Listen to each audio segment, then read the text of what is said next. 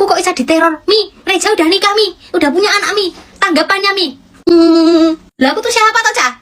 Wong aku ya cuma warga mungil loh. Gini guys, setelah aku menonton dari pengacaranya kemarin tuh ya, kan sudah dikonfirmasi bahwa dia itu memang benar sudah menikah. Penyebabnya tidak diakui kemarin waktu ditanya itu karena si perempuannya itu sudah update status kalau tidak mau dilibatkan sama sekali. Jadi orang-orang kota sana itu kan biasanya iku piye iku ya apa iku mantan mau masak. Habis kan gitu. Ruame iku akhirnya dia update status kayak gitu. Nah, itu berarti kalau dia itu tidak mau dikaitkan sama sekali. Karena tidak mau dikaitkan, jadi Reza kemarin bilang seperti itu. Ini versi dari Kang Mas Kendel. Ya, terus kan tahu-tahu perempuannya bangkit dari kubur. Bilang katanya udah menikah, ditanyai menikahnya kapan ya? Nanti saya gak iling. Lali wonge. Dong klarifikasi kok lali ki piye to, Mbak? Menurutku ya guys ya, melihat kebaikan atau keburukan itu tidak harus dengan mata loh. Meskipun matamu buat tutup kayak gini, hatimu masih bisa merasakan mana yang baik dan mana yang buruk. Menurutku itu aja. Dan aku juga udah bilang kalau tidak ada manusia yang bersih, begitu pula dengan saya. Termasuk si Reza, Nyasden, pengacaranya, Bu Rati, semua. Tapi kan bagaimana kita bisa bertanggung jawab dengan masalah yang menimpa kita, sengaja ataupun tidak sengaja kita buat gitu kan. Apalagi setiap diwawancara itu dia tidak pernah sama aku sekalipun dia menjelekkan Nyasden itu tidak pernah loh. Gerem lihat kena orang lain gitu. Kalau dia sih masih terus itu lah. Ya apa Mbak Dewi ku ngantek megap-megap ngono nangis.